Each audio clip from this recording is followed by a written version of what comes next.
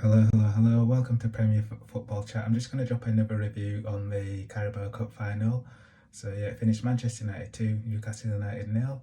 So yeah, in the first half, Newcastle played quite well, I thought. Yeah, the main threat was through Alan Saint-Maximin, and yeah, he was running Diego Dallo ragged at times, and Dallo picked up a booking early on in the match for a foul on Alan Saint-Maximin, and yeah, so the main chance for Newcastle in the first half came through a ball across the face of the box of Man United, which wasn't dealt with, and then Saint Maximin picked it up and then did a quick little touch with his instep and his outstep, and ran Delo went the other way, and he had a shot, but David De Gea managed to save it.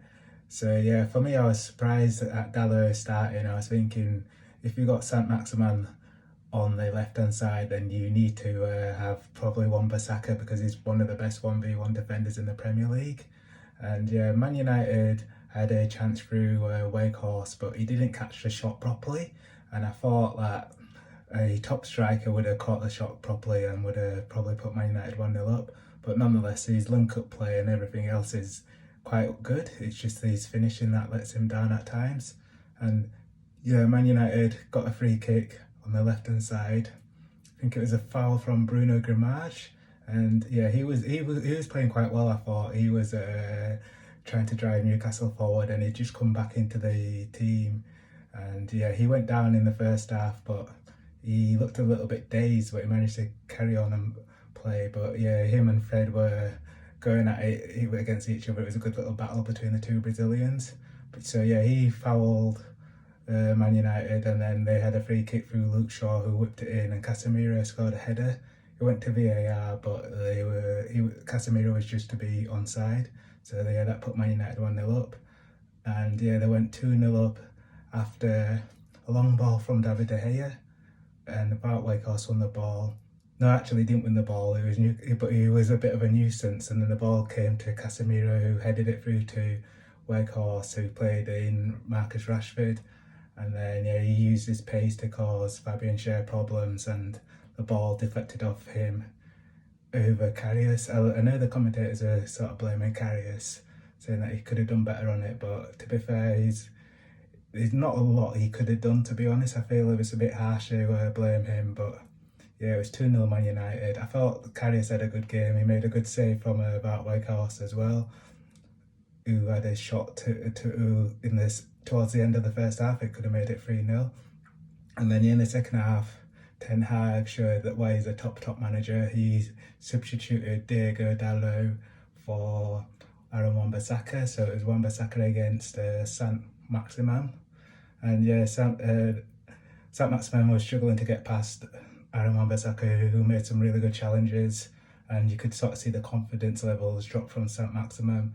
I personally would have probably put Alan Saint-Maximin onto the right hand side, so it would have been up against Man United's left back Luke Shaw, and you saw what Bukayo Saka did to Luke Shaw in the game in January. He was causing him constant problems, so it would have been a good idea to just try switch things up and put Saint-Maximin up against Luke Shaw, because obviously Wan-Bissaka is probably a better defender in 1v1 situations. But Newcastle tried, and they were trying to press Man United in the second half, but they just didn't create that moment where you feel could leave that ground as a fan thinking what might have been.